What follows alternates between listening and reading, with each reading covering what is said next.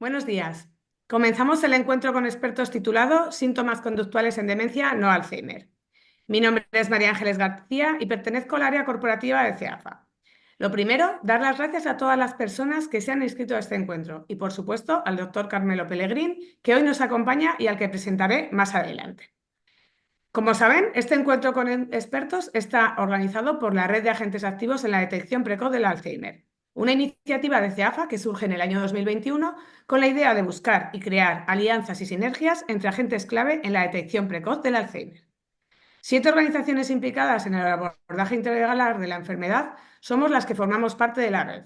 CEAFA, Confederación Española de Alzheimer y otras demencias; SEG, Sociedad Española de Geriatría y Gerontología; SEMERGEN, Sociedad Española de Médicos de Atención Primaria; SEMG, Sociedad Española de Médicos Generales y de Familia; SEN, Sociedad Española de Neurología; SEPSEM, Sociedad Española de Psiquiatría y Salud Mental; y SEPG, Sociedad Española de Psicogeriatría. Uno de los objetivos de la red es difundir al máximo la herramienta de cribaje www.problemamemoria.com como una manera de avanzar en la mejora del proceso diagnóstico. A través de esta página web queremos ayudar a valorar los problemas de memoria que pueden estar notando o detectando en un familiar o una persona cercana. La herramienta ofrece una serie de pruebas y cuestionarios que, al resolverlos, nos pueden ayudar a decidir si los síntomas manifestados tienen la importancia suficiente como para que el familiar sea evaluado por un médico, ya que puede formar parte o no de un problema serio de salud como la enfermedad de Alzheimer. Importante, en ningún caso debe interpretarse el resultado como un diagnóstico. Se trata únicamente de efectuar o no una recomendación para pedir una evaluación médica. El segundo objetivo de la red es fomentar la educación de la ciudadanía y la implicación de los profesionales de la salud para poner en valor la importancia del diagnóstico precoz y certero como punto de partida ineludible para un abordaje integral del Alzheimer y de cualquier forma de demencia, buscando así la intervención temprana y eficaz como manera de ampliar los periodos de calidad de vida de las personas afectadas y, además, como medio para luchar contra los diagnósticos tardíos o el infradiagnóstico. Como bien saben, durante todo el año estamos organizando varios encuentros con expertos, una serie de webinars que están financiados con cargo a la Subvención de Interés Social del Ministerio de Derechos Sociales, Consumo y Agenda 2030. Además, cuentan con el aval de Semergen. Como en otros encuentros, recordamos que el chat está abierto para que puedan hacer preguntas y estas serán respondidas por el ponente al finalizar su ponencia. Solicitamos, por favor, que para el buen funcionamiento del webinar mantengan cerrados los audios y vídeos. Sobre el encuentro de hoy. Se entiende por síntomas psicológicos y conductuales en las demencias aquellas alteraciones de la percepción, del contenido del pensamiento, el estado de ánimo o la conducta que a menudo se presentan en pacientes con demencia. Su correcto diagnóstico y abordaje es muy importante por varias razones.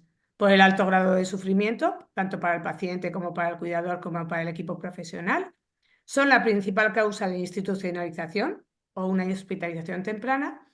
Se asocian a contención farmacológica y mecánica y mayor mortalidad, afectando a la calidad de vida del paciente y de los cuidadores, aumentando además la sobrecarga sobre estos últimos. Generalmente se suelen dar docencia y formación en estos síntomas de la enfermedad de Alzheimer. En esta ocasión se va a hablar del diagnóstico y el tratamiento de ellos en la demencia frontotemporal, demencia de los cuerpos de Lewy, demencia vascular subcortical y de la enfermedad de Parkinson. A continuación, presento al experto que hoy nos acompaña, el doctor Carmelo Pellegrín.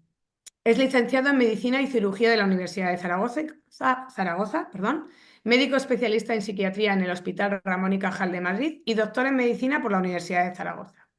Es profesor de másters en varias universidades como la Autónoma de Barcelona, la Universidad Católica de Valencia San Vicente Martín o la Facultad de Ciencias y de Salud y Deporte de Huesca, donde además es profesor. Además, es investigador asociado del Instituto Aragonés de Ciencias de la Salud.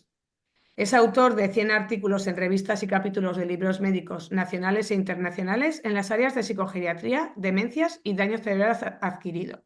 Y tiene más de 100 ponencias y conferencias en congresos nacionales e internacionales. Y por último, es miembro de la Junta Directiva de SEPSEM, Sociedad Española de Psiquiatría y Salud Mental, y responsable del Grupo de Deterioro Cognitivo Leve en Esquizofrenia de la misma sociedad. Por favor, Carmelo, puedes comenzar tu ponencia.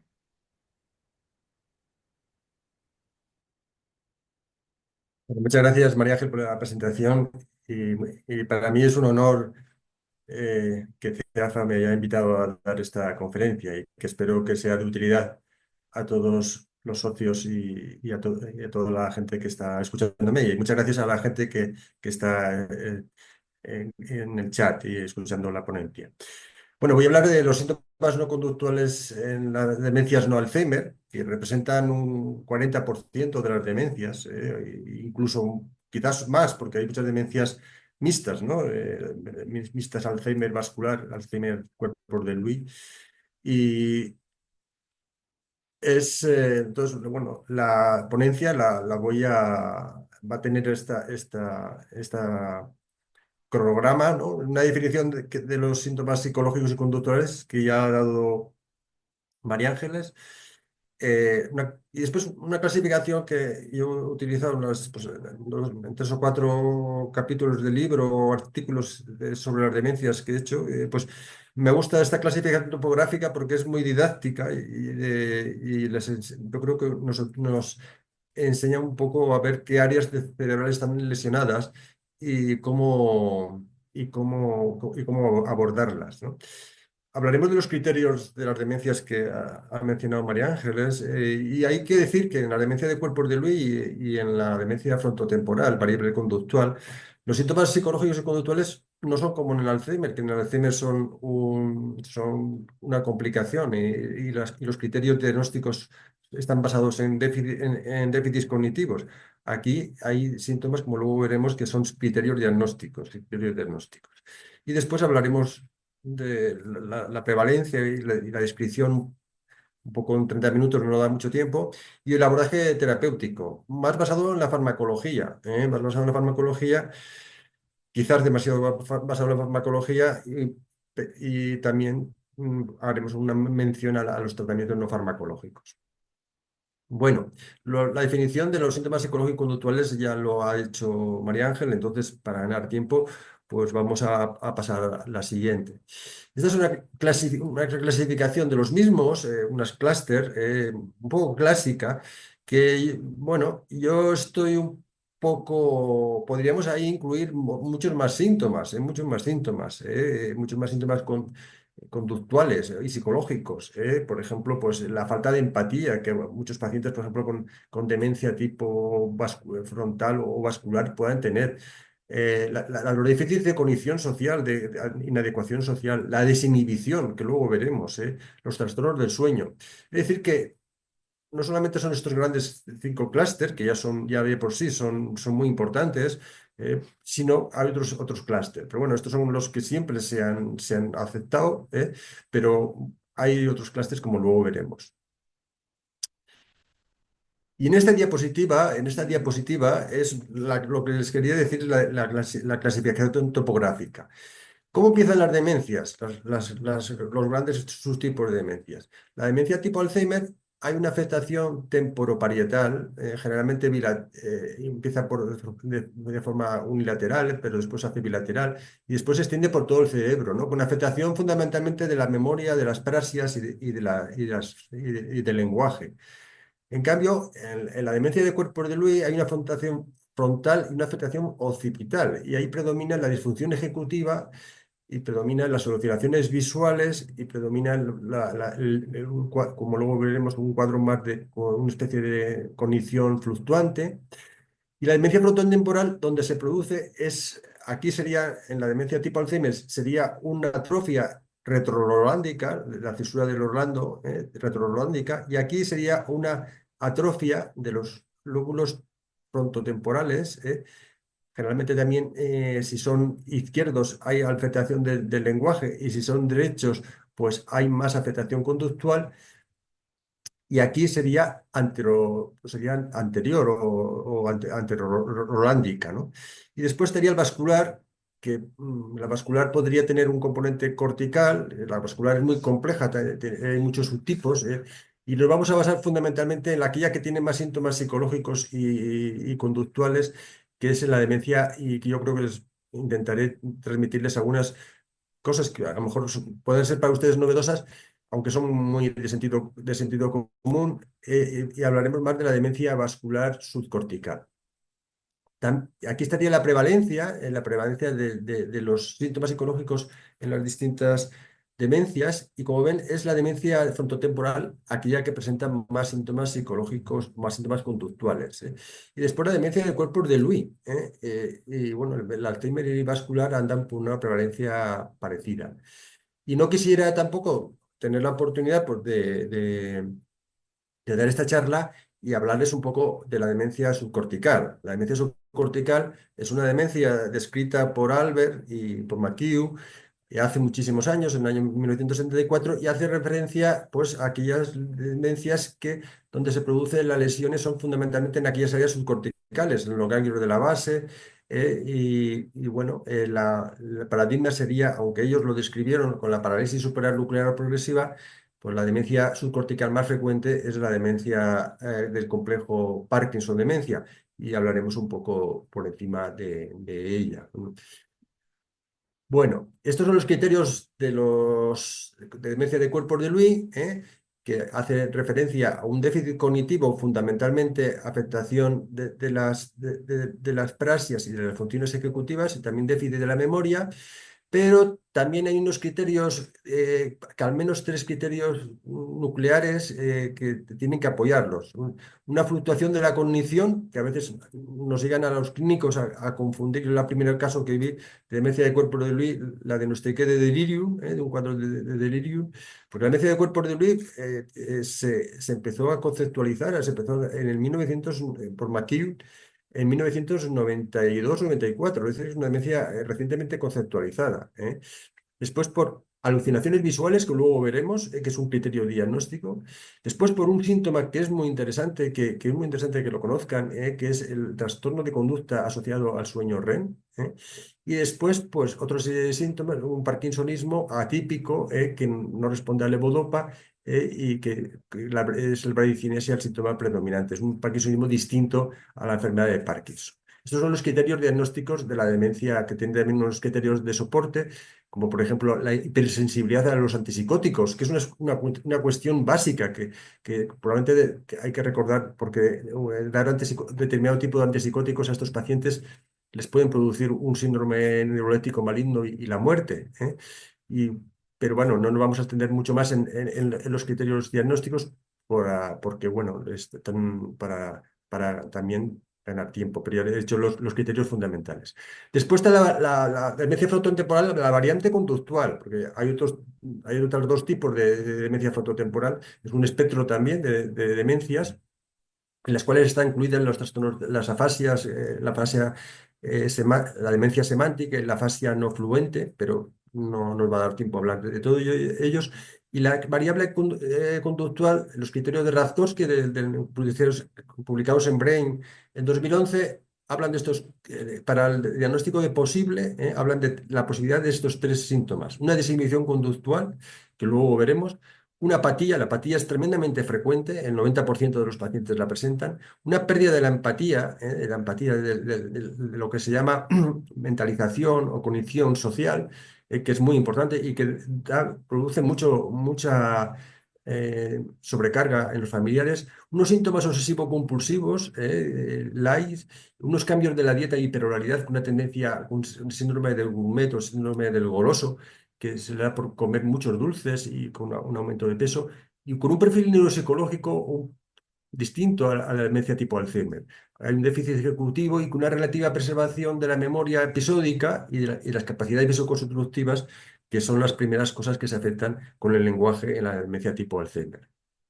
Esta demencia, como ven, aquí básicamente es el diagnóstico, es síntomas conductuales, es síntomas conductuales. El diagnóstico clínico, porque pues, se apoya con otras técnicas de neuroimagen. Bueno, y la demencia vascular subcortical. Y bueno, voy a pasar a esta diapositiva. Esto es una cosa muy importante que también quisiera yo transmitir, que la gente, muchos profesionales no son conscientes, incluso la población no somos conscientes de ello. Eh, realmente se habla mucho de las demencias, se habla que vamos a tener una curación y bueno, los años pasan y no tenemos una curación, porque las demencias son muy complejas, las demencias degenerativas. Y lo único que tenemos, lo mejor que tenemos para prevenirlos, aparte de pues, entrenamientos, la reserva cognitiva y tal, es cuidar los factores de riesgo vascular. ¿Y por qué cuidar los factores de riesgo vascular?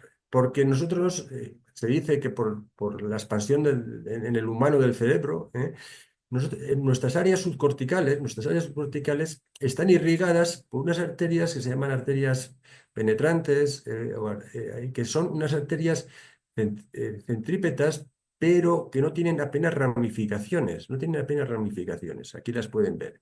Y todas estas arterias son muy sensibles a ser lesionadas por factores de riesgo vascular, ser lesionadas por factores de riesgo vascular, tabaquismo, colesterol, hipertensión, diabetes.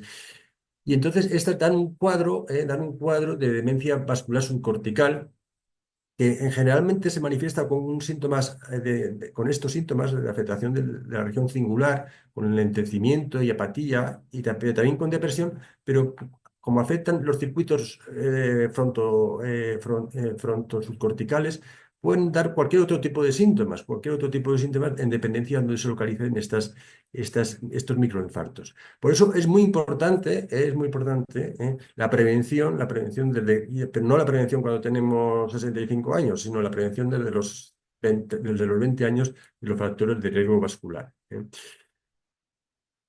Y estas son la diferencia, la demencia subcortical. La demencia subcortical es muy complicado, nos daría también, pues, pero ¿qué es el síntoma más básico de la demencia subcortical? El enlentecimiento progresivo del proceso psíquico global. Son unas personas mucho más lentas, ¿eh? En cambio, el deterioro amnésico es más basado, tiene una dificultad más de evocación más que de retención y hay una ausencia de afasia, parasia y agnosia. Y los síntomas fundamentalmente son la depresión y la apatía. Por ejemplo, en la enfermedad de Parkinson, la depresión se presenta un 50 y la apatía se presenta a veces antes de que se manifiesten los síntomas motores, un 50% antes de lo que se presentan los síntomas motores.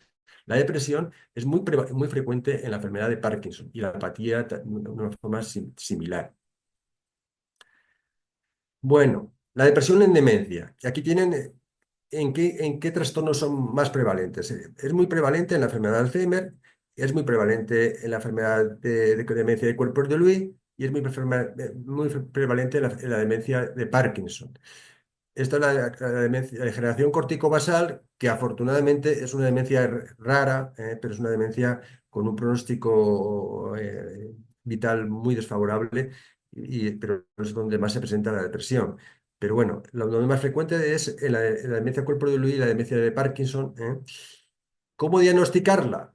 Diagnosticar la demencia, la depresión, esto es en todos los cuadros, igual que se hacen en el Alzheimer. Pues a veces pues ahí está la apatía, hay que diferenciarlo de apatía de depresión. La apatía pues se parece mucho, pero en la apatía no hay tristeza, no hay anedonia, no hay sentimientos cognitivos de desesperanza, de minusvalía, que a veces es difícil que los pacientes lo puedan verbalizar. Entonces nos tenemos que basar más en aspectos, pues en la baja reactividad, en el llanto, en la demanda excesiva, en las verbalizaciones. A veces el insomnio terciario, la aparición de insomnio terciario, a veces el despertar precoz, en la pérdida del apetito, en los síntomas instinto vegetativos. Están los síntomas de Catona y Albris y después la escala de Cornell, ¿no? Que nos pueden ayudar. ¿Qué tratamientos? Bueno, los tratamientos en la demencia tipo Alzheimer generalmente se preconizan la utilización de los ISRS, la sertralina probablemente sea el fármaco más de elección. En estas demencias que estamos viendo, en la enfermedad de Parkinson, los SRS empeoran el parkinsonismo. Entonces hay que utilizar un fármaco que es muy útil, es la mirtazapina, incluso la nortriptilina, e incluso, pues a lo mejor incluso en menor medida la duloxetina. Pero la mirtazapina y la nortriptilina serían fármacos indicados en la enfermedad de Parkinson y también en la enfermedad de cuerpos de Lewy, que tampoco se debería dar ISRS. El tratamiento de la enfermedad de demencia de Parkinson porque son sinucleopatías, como luego veremos. Y en definitiva, sería fluoxetina a dosis altas en la demencia frontotemporal, lo que está descrito, y mirtazapina y quizás nortriptilina en la demencia de Parkinson, en la demencia de cuerpos de Lewy, y sertralina y también ISRS o también ISRN con venlafaxina y duloxetina en la demencia vascular, que luego hablaremos un poquito de ella. La apatía en la demencia es tremendamente prevalente, pero el tratamiento es sobre todo es muy prevalente en las demencias frontotemporales y la parálisis supranuclear progresiva que está muy relacionada con ello. Pero el tratamiento es muy complejo. ¿Qué es la apatía? Pues la apatía hay que hacer el diagnóstico diferencial con la depresión, ¿eh? Nosotros hemos publicado aquí con el doctor Olivera en la revista de Psicogeriatría en este último número una que si les animo a que es acceso gratuito, revista Psicogeriatría, un diagnóstico diferencial de la demencia frontotemporal con las enfermedades psiquiátricas. Y ahí ponemos cómo se diferencia la apatía de la depresión. Y la apatía es la pérdida digamos, la definición de Marin es la pérdida de, de los tres grandes clúster, ¿no? Pues la pérdida de cogniciones dirigidas a un objetivo, la pérdida de actividades dirigidas a un objetivo y la pérdida de un aplanamiento emocional. Y eso se ve en muchas demencias, sobre todo es muy paradigmática en la demencia frontotemporal y fundamentalmente también en todo tipo de demencias conforme va avanzando la enfermedad. No les hablo del tratamiento por no extendernos más, pero fundamentalmente donde más eficaz es probablemente la enfermedad tipo Alzheimer y con los IACs. La psicosis. La psicosis es muy frecuente en la demencia de cuerpos de Lewy. Es muy frecuente, ¿eh? Más frecuente, muchísimo más frecuente que en la demencia tipo Alzheimer. También sería frecuente en la demencia de Parkinson, pero no por la propia enfermedad, sino por los agonistas dopaminérgicos, pues el pramipesol, el ropinirol, que tienen una acción pues, que los psicotizan los pacientes generalmente cuando los pacientes ya están empezando con un deterioro cognitivo, ¿eh? Hay en la demencia frontotemporal, aunque estos casos son bastante infrecuentes, pero para los especialistas es bastante desconocido, porque antes se pensaba que no se. Pero hay últimamente, una demencia que hay asociada a una afectación del cromosoma 9, pues porque tiene la demencia frontotemporal, un 40% son de índole familiar, pues ahí se presenta una serie, tiene unos trastornos interoceptivos que dan lugar a elaboraciones delirantes y a veces hay delirios muy complejos, como delirios del embarazo, de dismórficos corporales, de infestación. Y a veces cuando uno piensa que puede ser un proceso psicótico, pues a lo mejor debajo de eso hay una demencia frontotemporal. La psicosis es la enfermedad de Parkinson. Es muy frecuente la psicosis, pero está muy relacionado con los agonistas dopaminérgicos, con estos que se le da. Cuando los pacientes empiezan a demenciarse, cuando tienen bastantes años de evolución, pues presentan alucinaciones visuales por la noche, que a veces pueden ser silenciosas y no amenazantes y a veces son amenazantes, ¿eh? Yo recuerdo un paciente que vio como unos vecinos, como alguien les iba a entrar a su casa y le iban a matar y disparó con una escopeta que tenía, una enfermedad de Parkinson. Y eso con bastante frecuencia se ve estos síntomas psiquiátricos, bien sea alucinaciones visuales complejas y delirios secundarios que son cuando en la demencia se están empezando a tener un deterioro cognitivo asociados a los agonistas dopaminérgicos, que hay que modificar. Las alucinaciones en la demencia, ¿dónde son frecuentes? Pues aparte de las descritas en la enfermedad de Parkinson, en la demencia de cuerpos de Lewy. La demencia de cuerpos de Lewy son un criterio diagnóstico, y se presentan casi cerca de un 80 o 90%. ¿Por qué? Porque hay una afectación del lóbulo occipital en este tipo de demencia y ahí da lugar a esta distorsión de la imagen, de las imágenes, la aparición de delirios, de alucinaciones, perdón. Y se presentan son animales y personas en acción y movimiento, son alucinaciones visuales complejas, Y entonces, que hay que diferenciarlo más que quizás con la enfermedad de Alzheimer, hay que diferenciarlo con un síndrome que se llama síndrome de Charles-Bonnet, que se ve en gente con ceguera. Y se ve en personas, animales, niños, partes del cuerpo, animales, son unas alucinaciones muy, muy llamativas, muy llamativas. ¿Cuál es el tratamiento? El tratamiento es la rivastigmina. Y aquí es muy importante si hay que dar neurolépticos en este tipo de demencias, no se puede dar en la demencia de cuerpo de Lewy, no se puede dar nunca ni SRS, es decir, ni sertralina, ni se puede dar, sobre todo, neurolépticos como la risperidona o la loperidol o incluso el ripiprazol.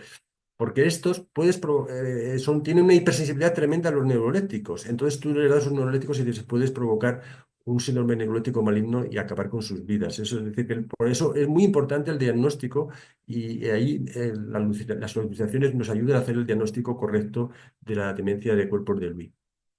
La agitación en la demencia. La agitación en la demencia pues es muy frecuente en todas las demencias, probablemente más en la enfermedad de Alzheimer. Bueno, esto voy a pasar. Esta es la clasificación clásica de los subtipos de agitación. Y esto sí que es muy importante. Una agitación que se presenta en pacientes con demencia, y esto muchos de los aquí, los que me escuchan, seguro que son incluso mucho más expertos que yo. Hay que diferenciar, pues, si hay un dolor no tratado. ¿Cuántas veces he visto yo, pues, un paciente que le he forzado tratado y hasta que no hemos diagnosticado, pues, una comprensión medular y le hemos tratado, pues, no ha mejorado? Un malestar que puede ser por un estreñimiento, la presencia de una febrícula, una infección urinaria que a veces pasa asintomática en las personas mayores, dificultad de comprensión. Ideas delirantes y sobre todo falsas identificaciones que también tampoco les vamos a dar, que son las falsas identificaciones, el síndrome de Capgras, el síndrome de metamorfosis, es muy frecuente en la demencia de cuerpos de Lewy, pero no nos da tiempo. Depresión y el Sundowning, el síndrome de anochecer, estos hay que pensar en estos trastornos para hacer un buen diagnóstico diferencial de la agitación. ¿Qué damos en la agitación? Pues bueno, pues si es leve, antidepresivos o anticomiciales, y hay que evitar neurolépticos. Y que si tenemos que dar neurolépticos, pues de recordar que estamos hablando de demencias tipo no Alzheimer, y en el tipo de Alzheimer sí que se puede dar risperidona, aunque yo también lo digo con dosis muy bajas y prefiero el tiapride, el atriprizal, que es un fármaco muy antiguo pero muy eficaz. Pero aquí, en demencia de cuerpos de Lewy y en demencia frontotemporal, son muy sensibles a los neurolépticos clásicos y hay que dar quetiapina, olanzapina y clozapina, es decir, fármacos de estos tres, sobre todo pues la quetiapina y la clozapina. Los trastornos del sueño, bueno, son muy prevalentes y solamente vamos a hacer énfasis en bueno, el Sundowning, que se presenta en todo tipo de demencias, pero vamos a hacer mención a este trastorno, el trastorno de conducta asociado al sueño REM. Este trastorno es muy importante porque se da en las sinucleopatías. ¿Cuáles son las sinucleopatías? Pues la demencia de cuerpos de Lewy, la enfermedad de Parkinson, la atrofia multisistémica, que es una enfermedad rara y bastante infrecuente y con una mortalidad de una forma muy rápida. Y esto se presenta un 50% antes de la aparición de síntomas neurológicos, este trastorno. ¿Y cómo se manifiesta? Pues se manifiesta cuando te duermes y aparece el sueño REM, pues empiezas a reír, a gesticular, a dar puntapiés, a incorporarse en la cama. Y a veces pues tienes que el enfermo o el que sufre ese trastorno no puede dormir con su pareja porque a veces le puede agredir sin querer, y el tratamiento es el Rivotril o clonazepam. La trazodona les pongo ahí, pues es un fármaco muy interesante para el trastorno del sueño. Es un antidepresivo que no es antidepresivo, pero se utiliza mucho como hipnótico. Es el mejor hipnótico probablemente en las demencias, en cualquier tipo de demencias. Y sobre todo también está indicado en la demencia frontotemporal como abordaje del trastorno de la conducta. ¿Mm? La desinhibición también es importante, ¿eh? La desinhibición se da sobre todo en cualquier tipo de demencia, pero sobre todo la demencia frontotemporal. Pierden un poco como aquí las conductas morales, pierden la vergüenza, el pudor y la culpa, y se presentan síntomas pues de desinhibición social, desinhibición sexual y desinhibición también alimentaria, ¿eh? ¿Cómo se trata? La conducta sexual inapropiada, que se puede presentar en todo tipo de demencias, pero fundamentalmente la demencia frontotemporal, y a veces es muy incómoda para el cuidador. Cuando hay una desinhibición, pues lo primero dar ISRS, y si no, hay también neuróticos atípicos. Pero si no, pues hay acetato de medroxiprogesterona y acetato-progesterona, que son antiandrógenos, porque hay unos estudios bastante interesantes que correlacionan el grado de número de nivel de testosterona en sangre con la conducta sexual inapropiada. Y son realmente bastante eficaces. en la conducta, como hemos comentado antes, que dentro de la desinhibición estaría la hiperfagia, el síndrome del goloso, el síndrome de Goumet de la demencia frontotemporal, y también pues, se pueden dar otro tipo de demencias que le da por comer muchos dulces y comer mucho y empeora mucho su calidad de vida. Y ahí realmente no hay una terapia muy eficaz. Se ha dado, por ejemplo, topiramato, pero no responden bastante mal. Lo mismo responden muy mal a las conductas obsesivo-compulsivo que se observan en los pacientes con demencia frontotemporal. Por último, ya vamos terminando, y estos serían unas guías para los tratamientos psicológicos y conductuales en pacientes con demencia. Si es una situación crítica, agresión, un síndrome de Capgras con una agresión al cuidador, pues a lo mejor hay que ingresarlo, ¿eh? Si es una situación aguda no soportable, pues tratamientos a veces psicofarmacológicos eficaces y revisión en 5 o 7 días, porque no hay que dejar los tratamientos ahí de una forma sin ninguna revisión. Si es una situación subaguda con sobrecarga, pues tratamiento a medio plazo y valorar en 1 o 2 meses la eficacia. Y si es una situación crónica soportable, pues sobre todo pues, apatía, depresión, pues a lo mejor centrarse en medidas ambientales y apoyo sociofamiliar, ¿eh? Los tratamientos no conductuales, perdón, los tratamientos no farmacológicos están bueno, haciendo una revisión. Encontré este artículo que lo pueden descargar, está libre de descarga.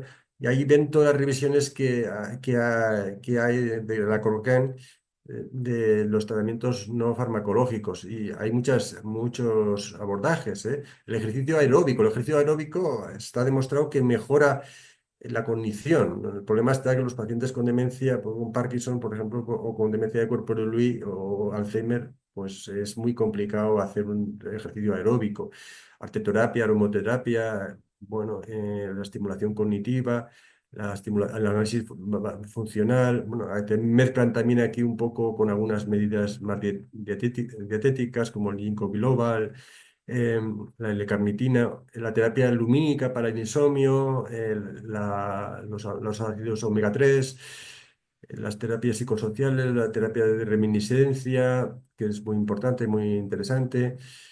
Bueno, es decir, las medidas no farmacológicas es lo primero que hay que implementar, lo primero que implementar, pero si no las podemos controlar, pues tenemos que pasar al abordaje psicofarmacológico. ¿Qué terapias no psicofarmacológicas son más eficaces? Bueno, yo creo que todas son eficaces. Hay que un poco adecuarlas a cada caso, ¿eh?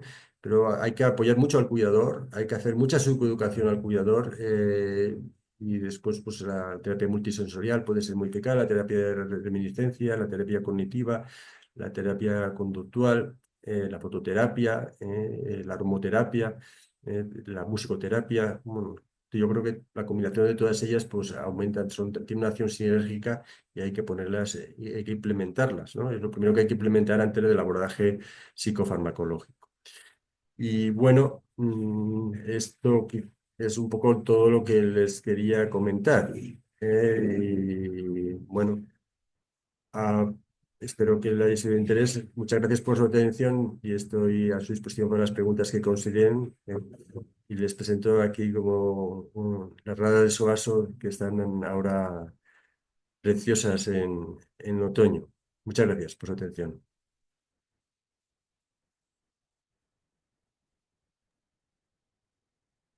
Gracias, gracias Carmelo. Muchas gracias por tu exposición y por colaborar en ampliar el conocimiento sobre esas otras demencias, ¿no? Que aunque tienen menos prevalencia, también es necesario darlas a conocer, conocer sus síntomas y facilitar información y formación para hacer frente a ellas. Sin duda, el webinar de hoy ayudará a todo ello, ¿no? Haciendo hincapié además en los síntomas conductuales que en muchas ocasiones tanto preocupan a sus cuidadores o las familias que están alrededor de los afectados. Em, Vamos a ver, ¿tenemos alguna pregunta por aquí? Vale, bueno, quizás te he quedado respondido, ¿eh? Pero ¿qué demencia no Alzheimer es la que tiene mayor incidencia? Es la vascular, la vascular. La vascular es la demencia, la segunda demencia de prevalencia. Hay algunos estudios epidemiológicos que dicen que es la demencia de Kuiper de Lewy, pero bueno, los clínicos estamos. Demencia de Kuiper de Lewy se ven, pero no se ven tantos como vasculares. La vascular es una demencia muy prevalente y a partir de los 80 años, bueno, cada caso, pero a partir de los 80 años son demencias mixtas, hay mucho un componente de demencia mixta, demencia degenerativa tipo Alzheimer, fundamentalmente, y demencia vascular. Hay un estudio muy clásico de las monjas, ¿no? De que hicieron una necrosis, ya soy un hombre ya muy senior, y creo que fue un estudio de Snow en el año 1999 que hicieron una neuropatología en un convento de monjas en Estados Unidos y entonces vieron que no había una correlación entre los déficits cognitivos que ellos presentaban antes de la muerte y las placas seniles o placas amiloides. Entonces vieron que esa no correlación se explicaba porque las que tenían un deterioro cognitivo antes de la muerte muy importante y tenían pocas placas seniles tenían muchas lesiones vasculares. Yo recuerdo precisamente en Pamplona que hace muchos años un neurólogo muy prestigioso, Babitsky, canadiense, explicó muy bien esto. Dijo, esto es como si tú tienes siempre me acuerdo de esa explicación que dio. Y dices, esto es como si tú tienes una barca, ¿no? Y ese es tu cerebro que va por el río, ¿no? Por el lago, y pones cocos, y entonces esos son las placas seniles. Pero claro, si a esos cocos, si a esa barca le haces agujeros, que serían las lesiones vasculares, pues la barca se hunde antes, aunque tengas pocas placas seniles, ¿no? Es lo vascular es lo segundo. Lo que pasa es que lo vascular, solo he presentado la demencia vascular subcortical, porque a veces cuando personas, ni no creáis que personas de 80 años, personas relativamente jóvenes, a partir de 65 años, pues a veces si no se han cuidado, si han tenido mucho factor vascular, pues ves a veces cuadros de apatía, de depresión, dicen que se cansan, que están lentos y tal.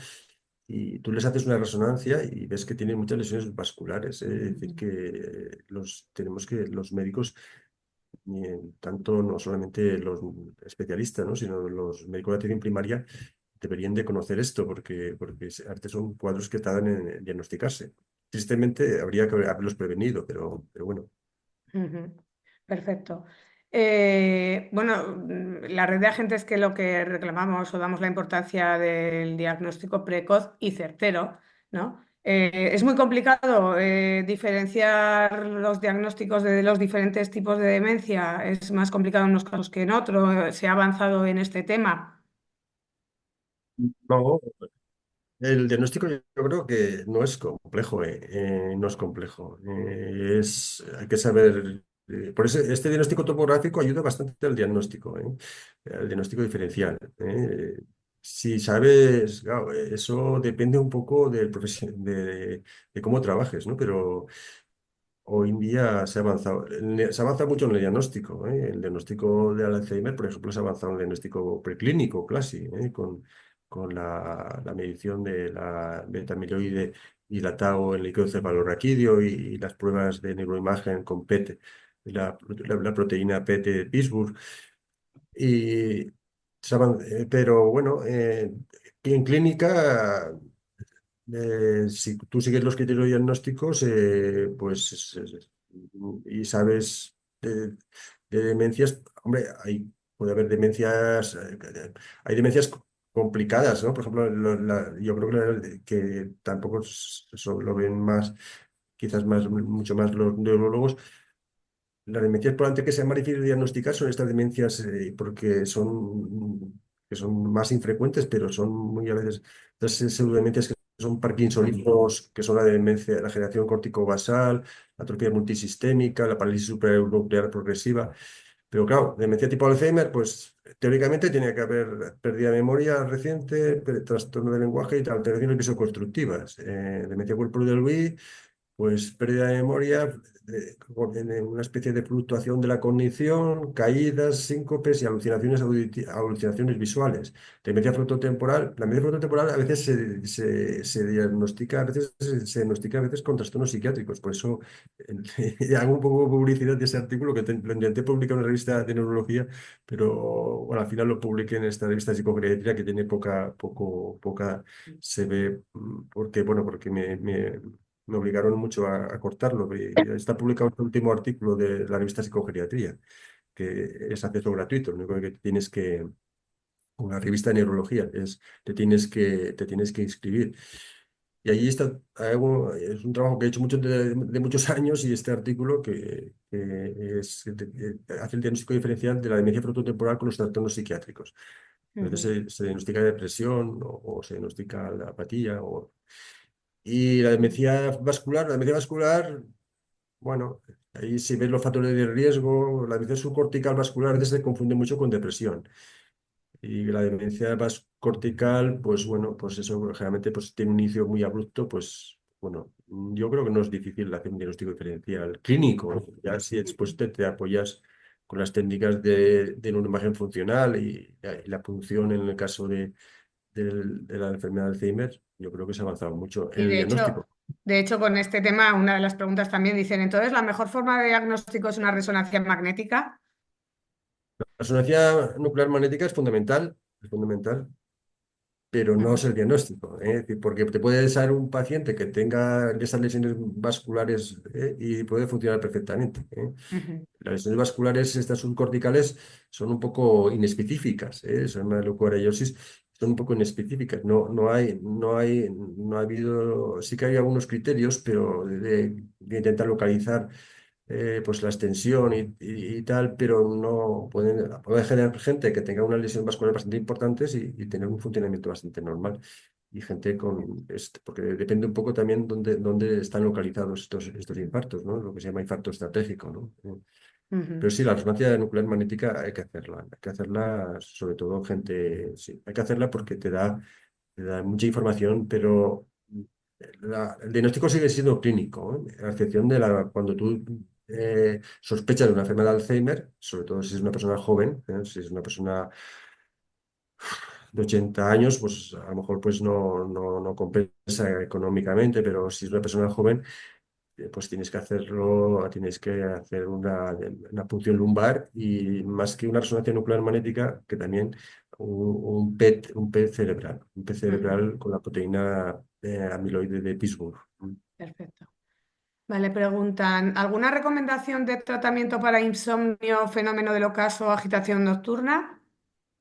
Bueno, sí, es muy buena pregunta esa, sí, es muy buena pregunta. Sí. Es complicado tratar estos pacientes, porque claro, eso se dice que cuando un paciente presenta el síndrome de anochecer o el Sundowning, es cuando se ha atrofiado el núcleo creo que es el núcleo supraventricular del hipotálamo, que es la estructura neuroatómica que regula el sueño. Entonces se produce una inversión del ritmo vigilia-sueño. Entonces los pacientes durante el día están durmiendo y por la noche están todo el día agitados, ¿eh? Y es muy complicado, es muy complicado, es muy complicado. Ujú. Hay dos tipos de abordaje. Pues, Eh, bueno, uno más no farmacológico, que sería pues intentar que el paciente esté despierto durante el día, que no es fácil, no es fácil. Yo creo, un libro que se llevaba 36 horas, ¿no? De cuidadores, ¿no? Porque hacía referencia a este síndrome, ¿no? Pues que realmente los pobres cuidadores no descansan claro, no descansan en toda la noche y por el día es muy difícil exigirles o pedirles que mantengan al paciente despierto. Bueno, o sea, eso hay que intentar que el paciente esté despierto durante el día. Después está la terapia lumínica. La terapia lumínica que se puede dar bueno, los americanos la han descrito con bombas de rayos ultravioleta, pero aquí en España que tenemos, aunque este año un poco menos, pero afortunadamente tenemos mucho sol, pues es muy importante que salgan y para hacer paseos y tengan durante el día un par de horas el sol para recuperar sus ritmos circadianos. Y después de punto de vista psicofarmacológico, bueno, yo creo que habría tres fármacos que se podrían utilizar.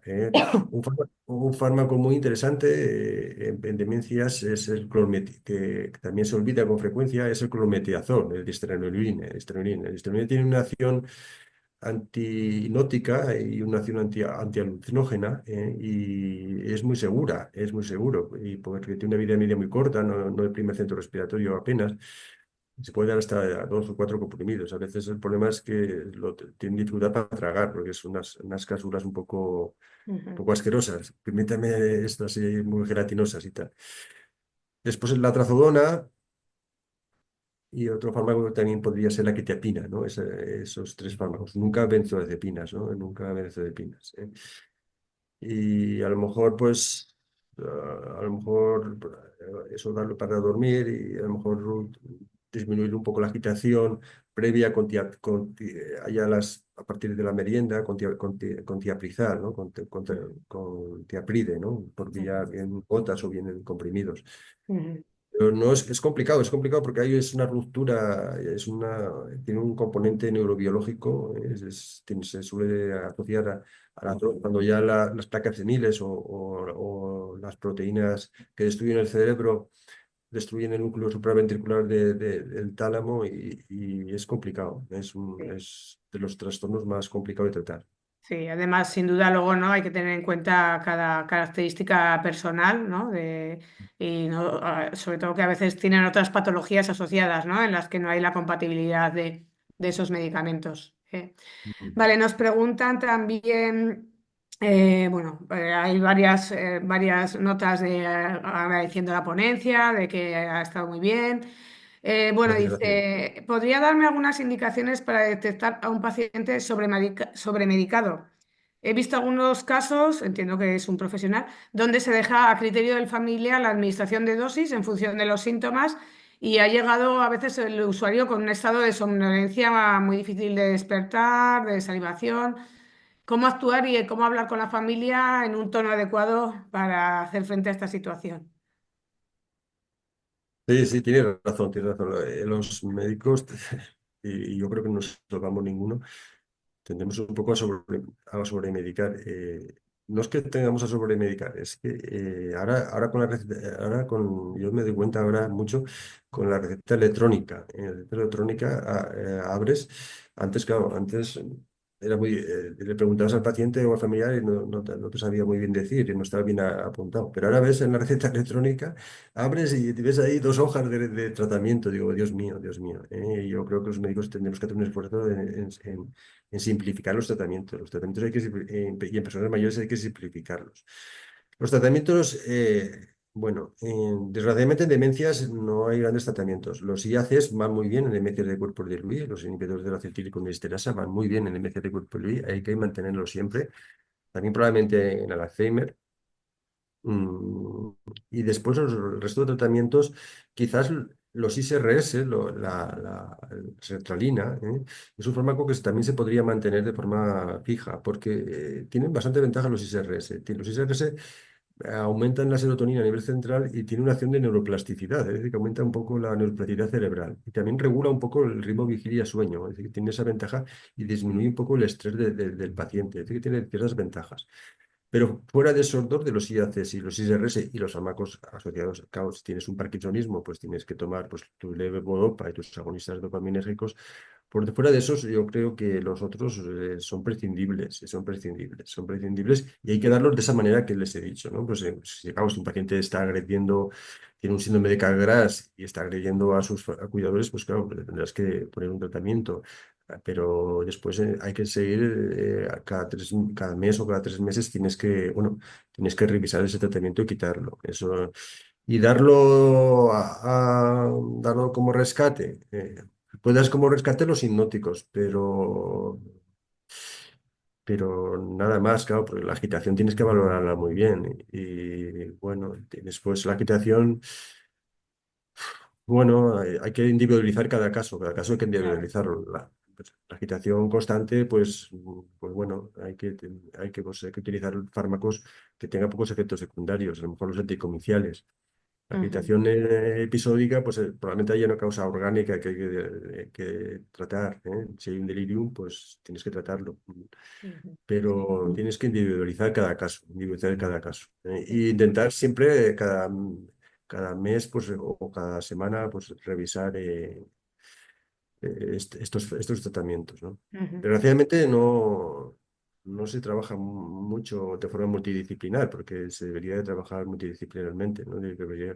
Creo que debería haber equipos de neurología, psiquiatría y geriatría y psicología, ¿no? Y terapia ocupacional, que los terapeutas ocupacionales son muy importantes, y, y trabajar de forma multidisciplinar.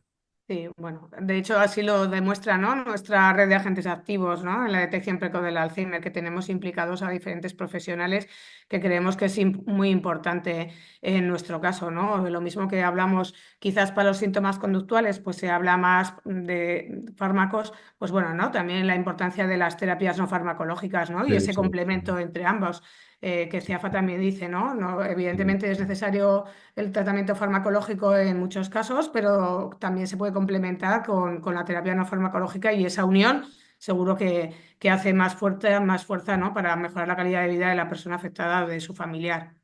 Mm, Hombre, los pacientes con demencia, o sea, cualquier el tipo de demencia que sea, que tienen la suerte de ir a un centro de día con una abordaje multidisciplinar de de psicología, de terapia ocupacional, de fisioterapia, de nutricional, pues llevan una mucha mejor calidad de vida y muchos menos fármacos que aquellos pacientes que desgraciadamente, por las causas que sean, lo pasa por ejemplo en Huesca, que es una provincia muy amplia y muy dispersa, pues no pueden acceder a esos medios. Aunque a veces también, sí, también las demencias en los ambientes rurales están también a veces mejor adaptados, que en las ciudades. sí. También Bueno, pues todo tiene sus ventajas y sus inconvenientes. sí, quizás la última pregunta que va un poco relacionado con esto, ¿no? Dice, bueno, tengo a mi marido diagnosticado con deterioro cognitivo leve, en principio no tiene biomarcadores de la enfermedad de Alzheimer, no sabe muy bien lo que tiene, pero bueno, además de eso dice, eh, ¿es importante llevar al paciente además del neurólogo al psiquiatra? Es que No eso sé si es importante, depende. A ¿no? O ver, cuándo llevarle, ¿no? eh, a ver, yo he visto muchas demencias en mi vida, sobre todo una fase de mi vida que colaboré ahí en el Hospital Miguel Severo con neurología, y aquí también en Huesca, pero eso depende, claro. Hay neurólogos que no les gustan las demencias y no saben de demencias, y hay psiquiatras que no. Aquí, dentro que nosotros no tenemos, somos una comunidad con no excesivos recursos sanitarios, por distintos motivos. Aquí funcionamos Huesca, en Huesca, pero hay que hacer crítica que solamente. Pues funcionamos de la manera siguiente, un poco. De las demencias jóvenes la ven más los neurólogos con apoyo nuestro de nuestras psicólogas que hacen una exploración neuropsicológica. Y las demencias de mayor de 75 años la vemos psiquiatría y geriatría. Pero claro, si un paciente, por ejemplo, pues hoy hablo con una compañera neuróloga, pues si un paciente joven tiene ya dudas, pues nos lo consultan a nosotros, ¿no? Tiene que haber una colaboración entre neurología y psiquiatría y geriatría, ¿no? Tiene que haber una colaboración.